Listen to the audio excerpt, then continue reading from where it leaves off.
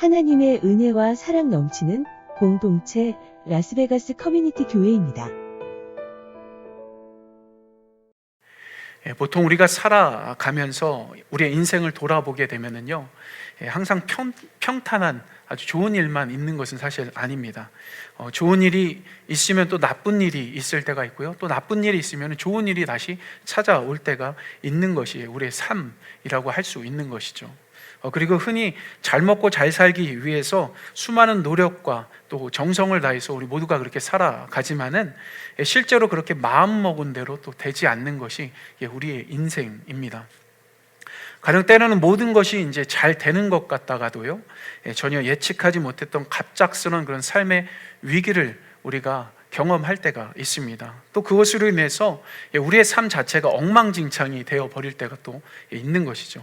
근데 그뿐만이 아닙니다. 때로는 아주 작게 생각했던 그런 문제가 어마어마하게 이제 부풀어져 가지고 도저히 감당할 수 없는 그런 상황까지 우리가 처하게 될 때가 있습니다.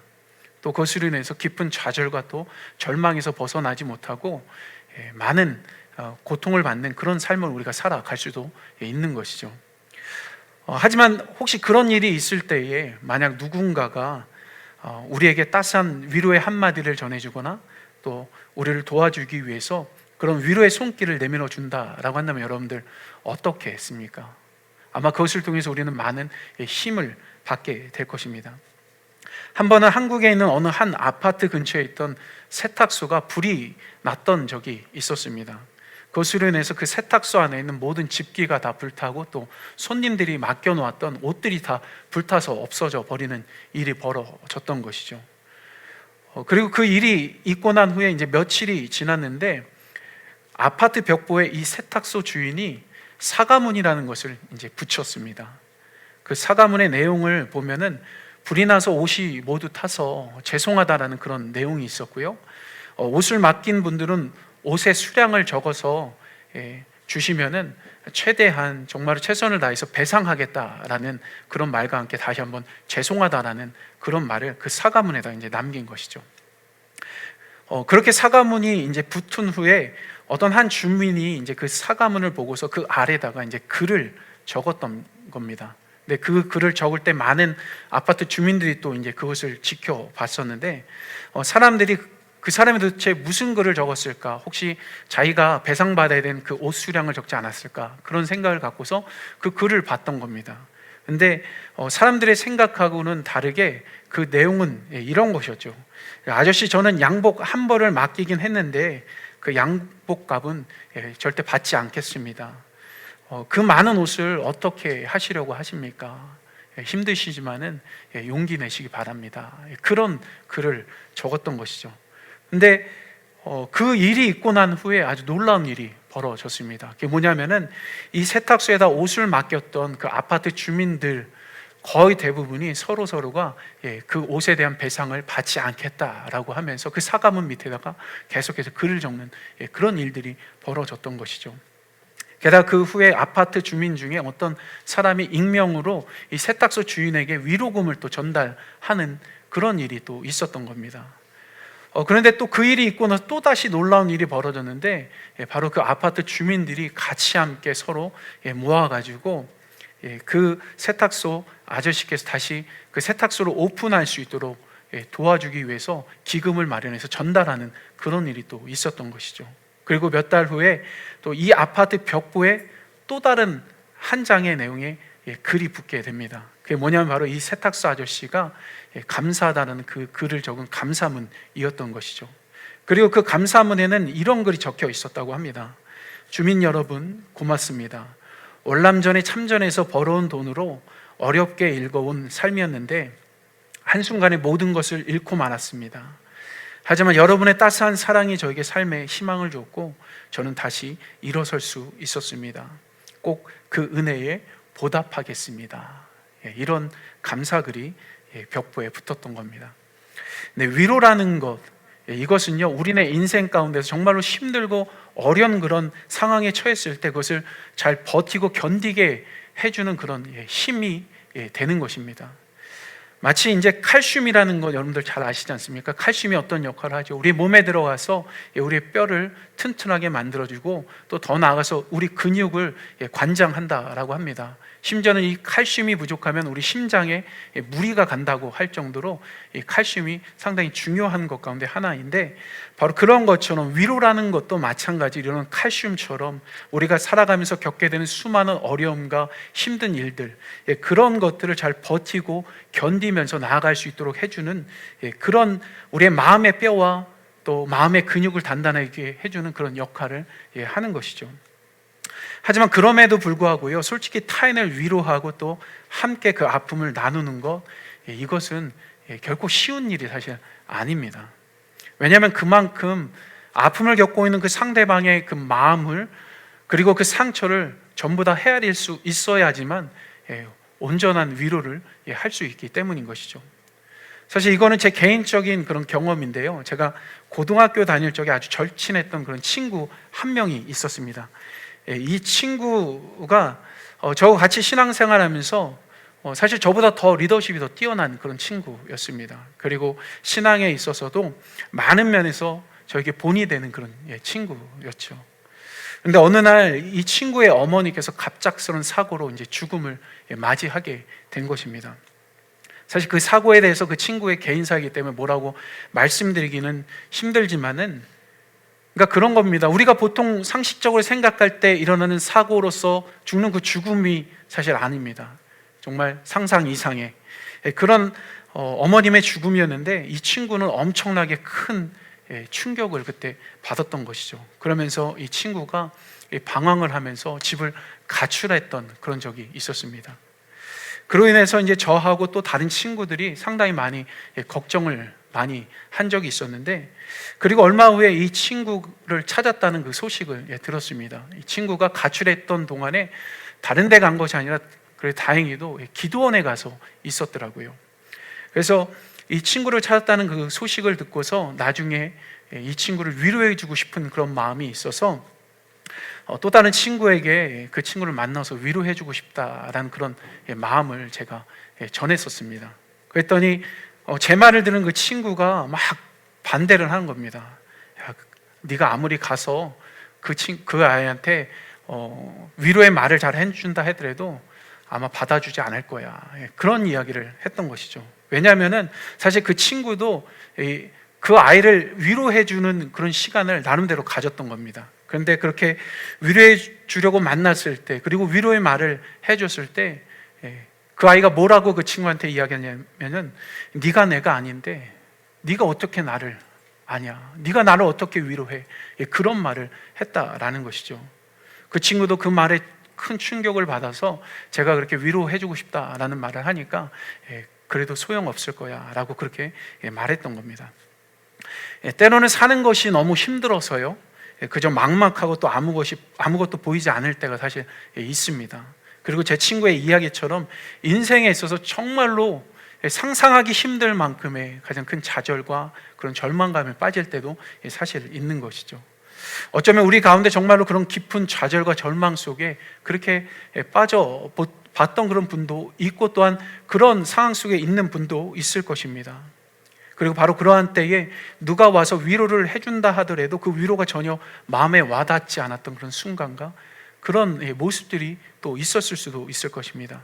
그뿐만이 아니죠. 오히려 그 위로를 불쾌하게 생각하면서 그 위로의 손길 그 자체를 뿌리쳤던 그런 경험도 있을 수도 있습니다. 위로라는 건 이것은 절대로 정말로 쉬운 일이 결코 아닙니다. 왜냐하면 위로라는 것 그 자체는요, 위로하는 사람과 위로받는 사람의 그 마음이 서로 통해야지만 가능하기 때문입니다. 그러니까 위로해 주기 위해서는 뭐가 필요한 겁니까? 상대방의 마음을 잘 헤아리는 그것이 필요한 것이죠. 근데 우리가 잘 아는 것처럼 사람의 마음을 잘 이해하고 헤아리는 데는 사실 한계가 있습니다. 흔히 천길 물속은 알아도 사람의 마음은 다 알 수 없다라는 그 말처럼요, 타인의 마음과 감정을 다 이해한다는 것, 그것은 어떻게 보면은 불가능한 일이기도 한 것이죠. 그러다 보니까 사람의 마음을 잘 헤아리지 못하면서 무턱대고 위로한다고 그렇게 했다가 오히려 낭패를 볼 때도 사실 있습니다. 사실 제 친구에 대한 이 에피소드가 있었던 그때는요, 제가 고등학교를 졸업한 그런 때였습니다. 그렇지만 그때 일로 인해서 제가 한 가지 이제 배운 것이 있는데, 뭐냐면은 흔히 다른 사람을 위로하는 일 자체가 쉽지 않다라는 거. 이거 하나만큼은 정말 배웠습니다. 그렇습니다. 분명히 다른 사람을 위로하는 것은요, 어려운 일입니다. 우리 자신의 입장에 서지 않는 이상은 그것이 쉽지 않은 것이죠. 그리고 다른 사람의 마음을 어루만진다는 건 함부로 할 수 없는 것입니다. 솔직히 지금도 제 자신을 보면은 다른 사람을 위로하는 데 있어서 많이 부족한 그런 모습들, 그런 연약한 모습들을 볼 때가 많이 있습니다. 그러다가 보니까 목회자이기 때문에 선뜻 다른 사람을 위로해야 된다는 그런 생각으로 힘든 그런 상황 속에 있는 사람들에게 가서 말을 할 때가 있죠. 근데 오히려 그것이 그 사람의 마음에 더 상처를 주고 더 깊은 갈등을 안겨다 줄 때도 사실 있는 것을 볼 때가 있습니다. 근데 참 신기한 것은요, 뭐냐면은 그때 제가 그 친구를 제대로 위로해 주지는 못했지만요, 나중에 알게 된 것은 제가 하지 못한 그 위로를 하나님이 하셨다라는 겁니다. 저는 그저 그 어떤 따스한 말로 위로해 주지는 못했지만은, 그러니까 그런 거죠. 그저 단순하게 저하고 다른 친구들이 그냥 아무 말 없이 묵묵하게 같이 함께 그 친구와 있어지고 함께 해줬던 그것을 통해서 하나님께서 그 친구를 위로해 주셨고요, 또 그것을 통해서 그 친구는 다시 자연스럽게 하나님 앞에 나아갈 수 있는 힘을 또 얻게 됐고, 기도하고 찬양하는 그런 삶으로 다시 회복되었던 겁니다. 그뿐만 아니라 이 친구가 나름대로 어머니의 그 죽음 앞에서 기도원에 갔던 이유가 분명히 있었던 것이죠. 그곳에서 하나님 앞에 기도하고 하나님 앞에 나아가실 때 하나님께서 그 마음을 또 만져주셨던 그런 시간들이 분명히 있었다라는 것입니다. 때로는 찬양을 통해서, 기도를 통해서, 때로는 말씀을 통해서 하나님께서 그 친구를 만나 주셨고 위로해 주신 것이죠. 분명히 하나님은요, 우리가 할 수 없는 그 참된 그 위로하심으로 우리의 마음을 위로하시는 그런 위로의 하나님이십니다. 이것에 대해서 오늘 3절 말씀에 보면은 찬송하리로다 그는 우리 주 예수 그리스도의 하나님이시요 자비의 하나님이시요 모든 위로의 하나님이라고 그렇게 말씀합니다. 그러면서 4절 말씀에 보면은요, 우리의 모든 환난 중에서 우리를 위로하사 우리로 하여금 하나님께 받는 위로로서 모든 환난 중에 있는 자들을 능히 위로하게 하시는 또 이시라라고 그렇게 말씀합니다. 그러니까 이 말씀은요, 곧 하나님은 참된 위로자이시며 또 하나님의 위로를 경험한 그 사람들이 결국 또 다른 사람들을 위로할 수 있는 위로자로 살아갈 수 있다라는 것을 보여주는 겁니다. 이것과 관련해 가지고 텍사스 달라스에 이제 제일 침례교회라는 곳이 있는데, 그곳에서 사역했던 목사님 중에 아주 유명한 목사님이 있습니다. 조지 트루엣이라는 그런 목사님인데, 이 목사님이 그곳에서 사역할 때 어느 날 예수님을 믿지 않는 한 부부가 이제 이 목사님을 찾아온 일이 있었습니다. 그때 이제 그들이 이제 찾아왔던 이유는 다른 것이 아니라 갑작스럽게 이제 죽게 된 자신의 그 아들의 장례식을 집례해 달라고 그것을 부탁하기 위해서 목사님을 찾아왔던 것이죠. 그래서 이 트루엣 목사님은요, 그들의 요청을 받아들이고 그 아들의 장례식을 잘 치러줬습니다. 그로 인해서 이제 얼마 후에 이 부부가 이제 예수님을 영접하게 되었고 또 신앙생활을 하기 시작한 것입니다. 근데 이제 몇 달이 지난 후에 이번에는 성도님들 가운데 또 다른 젊은 여인이 이제 갓난 아기를 잃게 되는 그런 아픔을 겪게 됩니다. 그래서 트루엣 목사님하고 몇몇 교인들이 이제 신방을 가게 된 것이죠. 그래서 신방을 가가지고 나름대로 이 여인을 위로해주는 그런 말씀과 그런 격려해주는 말들을 많이 했던 겁니다. 그렇지만은 그렇게 신방을 갔다 오고 난 다음에 이 트루엣 목사님 마음 가운데는 자기 자신이 이 젊은 그 엄마를 제대로 위로해주지 못했다라는 그 마음의 자책이 많이 들었다라는 것이죠. 하지만 이 아기의 장례식 때 자신이 하지 못한 그 위로를 바로 그 몇 달 전에 자신에게 찾아와서 자신의 아이의 장례식을 부탁했던 그 부부가 하고 있는 그 모습을 보게 된 겁니다. 특히 이 부부가 그 젊은 여인을 향해서 해주었던 그 위로의 말 그 자체는 다른 것이 아닙니다. 그러니까 그런 거죠. 자신도 똑같은 일을 겪었지만 하나님께서 자신을 위로해 주셨고, 또한 그로 인해서 자신이 예수님을 믿게 됐고, 또 하나님께서 자신들을 지금도 계속해서 위로하고 계시고, 그러기 때문에 그 위로하시는 하나님께서 지금 당신을 위로하시며 또 계속해서 당신 가운데서 함께 하시고 위로해 주실 것이다. 그런 위로의 말을 전했던 것이죠. 투렌 목사님은 바로 그 말을 전하면서 그 말을 듣고 정말 위로받고 있는 그 젊은 여인의 모습을 본 것입니다. 그렇습니다. 이처럼 우리 삶에 하나님이 주신 그 크신 그 위로를 경험한 적이 분명히 우리들 가운데 있다라고 한다면요, 그래서 분명 4절 말씀에 있는 것처럼 모든 환난 중에서 사람을 위로할 수 있는 그런 능력이 되어지는 것입니다. 또 다른 면에서 하나님의 위로를 경험했다라는 것은 다른 사람을 위로하는 위로자로 부름받았다라는 것하고 같은 것이죠. 분명 우리 삶에서 하나님의 그 특별한 위로를 경험했던 그런 경험들이 분명히 있을 것입니다. 가령 기도할 때 하나님께서 찾아오셔서 우리의 마음을 어루만져 주셨던 것들을 경험한 적이 있을 것이고요. 그리고 또 기도할 때, 정말 힘들어서 기도할 때 하나님을 향해서 나름대로 기대어서 속이 후련해질 때까지 눈물 흘리면서 그렇게 울며 기도했던 적이 있을 것입니다. 바로 그렇게 눈물 흘리며 기도할 때 또 그 눈물을 닦아주시고 우리의 마음을 어루만져 주시는 그 하나님을 또 경험했던 적이 있었을 것입니다. 그리고 힘들고 어려울 때 또 아무 생각 없이 우리는 가끔 가다가 흥얼흥얼 찬송가를 부르지 않습니까? 그냥 아무 생각 없이 불렀던 그 찬송가를 통해서 또 하나님께서 우리의 마음을 어루만져 주시고 우리 안에 있는 그 상처를 보듬어 주시는 그런 경험들도 해본 분들도 있을 것입니다. 이 외에요, 우리 삶에 분명히 하나님의 위로를 받은 적들이 분명히 있다라는 것이죠. 근데 이렇게 하나님께서 우리를 위로하시는 것은요, 그러니까 단순히 우리 자신만을 위로하기 위해서 우리를 위로하시는 것만이 아니다라는 거죠. 앞서 말씀드린 것처럼 하나님의 그 위로를 통해 가지고 바로 다른 사람들을 위로할 수 있는 그 능력을 가지고 실제로 다른 사람들에게 가지고 하나님의 그 마음으로 위로할 수 있는 위로자의 삶을 살도록 우리를 부르신 것하고 같은 것입니다. 그러니까 결국 우리가 받은 그 하나님의 위로로 다른 사람에게 위로를 흘러보낼 수 있는 그런 삶을 우리 모두가 살아가야 하는 겁니다. 그래서 사도 바울이 이제 5절과 6절에 또 이런 말씀을 합니다. 그리스도의 고난이 우리에게 넘침같이 우리의 위로도 그리스도로 말미암아 넘치는도다. 우리가 환난 받는 것도 너희의 위로와 구원을 위함이요 혹 위로받는 것도 너희의 위로를 위함이니 이 위로가 너희 속에 역사하여 우리가 받는 것 같은 고난을 너희도 견디게 하느니라. 말씀에 있는 것처럼요, 사도 바울은 자신이 받고 있는 그 고난과 또 그 안에서 받은 하나님의 위로를 단순히 자기 자신만을 위한 것으로 여기지 않았다라는 거죠. 그러니까 바로 그 고난과 더불어서 하나님께 받은 그 위로 자체를 고린도 교회 성도들을 위로하기 위한 하나님의 뜻으로 그렇게 여긴 것입니다. 그리고 그 뜻대로요, 실제로 예수를 믿는다는 그 이유 하나만으로 삶의 어려움 가운데 그렇게 처해 있는 그 고린도 교회 성도들을 위로하고 있는 것이죠.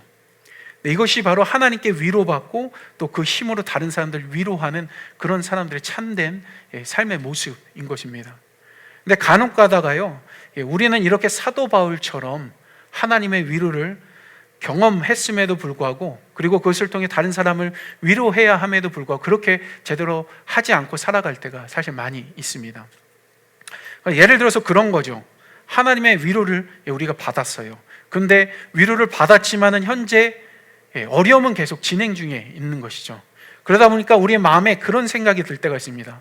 이 현재 어려움이 다 끝나고 나서 마음이 평안해지면은 그때 나보다 어려운 사람들을 위로해 줘야지, 이런 마음을 우리가 가질 때가 있는 것이죠. 쉽게 말해 내 코가 석자인데 내가 누구를 어떻게 위로하겠어, 누구를 어떻게 도와주겠어, 이런 생각으로 살 때가 있는 겁니다. 그렇지만 말씀드리고 싶은 것은요, 이미 우리는요 충분히 다른 사람들을 위로할 수 있는 위로의 능력을 갖춘 그런 사람들이다라는 겁니다. 왜냐하면 지금도 하나님은 계속해서 우리를 위로하고 계시고 우리와 함께 하신다라는 것이죠. 실질적으로 치면 하나님이 우리와 함께 하신다는 것 그 자체가 우리에게 가장 큰 위로인 것입니다. 그리고 위로라는 것은요, 어떤 말이나 어떤 행동 그런 것을 통해서만 하는 것도 아니라 또 우리가 평안할 때만 하는 것 그것도 아니다라는 겁니다. 사실 그저 함께 있는 것 하나만으로도 위로가 되어질 수 있는 것이죠. 심장마비로 인해 가지고 죽음의 문턱에 서 있었던 형을 보살피는 어떤 한 동생이 있었습니다. 하루에 또 이제 수십 명의 이제 방문객들이 찾아와 가지고 형을 문병하면서 동생을 위로하는 그런 일들이 많이 있었던 것이죠. 근데 그들 대부분이요, 병실에서 이제 형을 지키고 서 있었던 그 동생을 위로할 때 보통 사람들이 많이 위로하는 그런 말들, 아주 적절한 위로의 표현들 하고 또 교회를 다니는 분들 같은 경우는 성경 구절, 아주 적절한 위로의 성경 구절을 가지고 위로하고, 또 어떤 분들은 희망을 주는 그런 여러 가지 이야기들을 통해서 위로를 했다라고 합니다. 근데 어느 날 한 번은요, 이 형의 친구 중에 한 사람이 찾아왔는데, 이분은 다른 것을 한 것이 아니라 그저 이제 형의 침대 맡에서 그 형을 물끄러미 계속 쳐다보면서 오랫동안 그렇게 서 있었다고 합니다. 그러다가 이제 보통 병문안 오는 분들이 하는 것처럼 이 동생에게 악수를 이제 청하는데, 그 악수 가운데 이 동생 마음에 진심이 느껴졌던 것이죠. 왜냐하면 다른 사람보다 손에 힘을 꽉 쥐고 오랫동안 붙잡고 있고, 또 눈을 봤더니 눈물이 글썽거리는 그 눈망울로 동생을 바라보는 그 모습을 보게 된 겁니다. 그리고 얼마 후에 이 형이 죽게 되고 또 오랜 시간이 지났는데, 이 동생의 기억 속에 그 형이 아플 때, 죽음의 문턱 가운데 있을 때 병문안 왔던 사람들 가운데 기억나는 사람, 그 사람은 단 한 사람, 바로 그분이었다라고 합니다. 그러니까 그저 조용히 아무런 꾸밈 없이 정말 진심으로 그렇게 서 있었던 그분의 모습, 그것 하나가 가장 크게 기억됐고, 그분으로부터 받았던 위로가 가장 큰 위로였다라고 합니다. 위로라는 것은요, 이미 말씀드린 것처럼 마음과 마음이 통해야 하는 것입니다. 그러니까 내 삶에 어려움이 없고 마음이 평안해야지만 꼭 진정한 위로를 다른 사람에게 나눠줄 수 있다라는 것, 그것은 아니다라는 것이죠.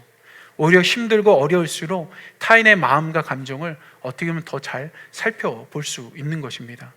그렇기 때문에 힘들고 어려울 때가 사실 어떻게 보면은 더욱 하나님의 참된 위로자로서 그렇게 쓰임받을 수 있는 좋은 기회이기도 한 것이죠. 그리고 우리가 겪는 그 삶의 어려움은요, 하나님의 참된 위로자로서 우리가 살아갈 때 반드시 필요한 것이 있는데, 그것을 갖추게 하는 그런 기회이기도 하다라는 것이죠. 그것이 뭐냐면 바로 겸손입니다. 그렇습니다. 겸손은요, 다른 사람을 위로할 때 사실 가장 필요한 것 중에 하나입니다. 근데 이런 겸손은 때로는 우리가 겪고 있는 어려움을 통해서 갖게 된다라는 것이죠. 가령 오늘 본문에 있는 9절 말씀에 보면은 사도 바울이 이런 고백을 하는데요, 우리 마음에 사형 선고를 받은 줄 알았으니 이는 우리로 자기를 의뢰하지 말고 오직 죽은 자를 다시 살리시는 하나님만 의뢰하게 하심이라. 그러니까 사도 바울이 복음을 전하다가 죽음에 처할 만한 그런 위기를 경험했던 것입니다. 하지만 바로 그때 비로소 사도 바울이 알게 된 것은 뭐냐면은 하나님을 더욱더 자기 자신이 의지해야 된다라는 것을 발견하게 된 것이죠. 다시 말씀드리자면 죽음에 처할 수밖에 없는 그 상황 그 자체가 사도 바울을 하나님 앞에 겸손하게 만드는 그런 기회였던 것입니다. 그리고 그 겸손 가운데서 하나님의 그 위로를 더 풍성하게 받게 된 것이고, 또 동시에 그 겸손한 마음으로 고린도 교회 성도들을 위로하고 있는 것이죠. 그렇습니다. 삶의 어려움은 하나님 앞에서 우리 자신을 겸손하게 더욱 낮추게 할 뿐만 아니라 하나님을 더욱더 의지할 수 있는 그런 기회입니다. 그리고 그렇게 겸손하게 나아갈 때 하나님의 위로를 더욱더 풍성하게 받을 수 또 있게 되는 것입니다. 게다가 한 가지 더, 그 겸손함 속에서요, 경험했던 그 하나님의 위로하심, 그것을 통해서 또 다른 사람 앞에서 마찬가지로 겸손하게 그 사람을 위로하며 나아갈 수 있게 된다라는 것이죠. 분명히 하나님은요, 우리를 위로하시는 그런 분이십니다. 그리고 지금도 우리 가운데 함께 하셔서 우리의 마음을 어루만지고 계십니다. 우리는 이것을 분명히 믿어야 합니다. 그런데 그렇게 하나님께서 우리를 위로하시는 이유 그 자체는요, 바로 우리 모두가 서로를 위로하는 그런 삶을 살아가게끔 그렇게 하시기 위해서 우리를 위로하시는 것입니다. 우리는 분명 그 일 가운데, 다른 사람들을 위로하는 그 일 가운데 부름받은, 특히 하나님께 위로받은 자로, 다른 사람을 위로하는 자로 그렇게 부름받은 그런 사람들입니다. 그렇기 때문에 우리는 하나님 안에서 서로를 위로하고 지금 겪고 있는 그런 삶의 어려움들을 같이 함께 잘 견디고 버티며 나아가는 그런 삶의 지혜와 모습들이 필요합니다. 마지막으로 사실 제가 오늘 말씀을 준비하면서 참 많은 갈등을 많이 했습니다. 왜냐하면은 이 말씀을 준비하면서 제 자신을 많이 돌아보고 또 반성하는 그런 시간들도 갖고, 특히 하나님께서 계속 제 마음 가운데 그런 부담을 많이 주셨습니다. 너는 잘 위로하고 있냐? 라는 그런, 그래서 말씀을 주면서 참 많은 어려움을 많이 겪었는데, 사실 항상 목회자로서 이제 자신이 잘 하지 못하는 것에 대해서 설교할 때 바로 그때가 사실 가장 부끄러움을 사실 많이 느낄 때입니다.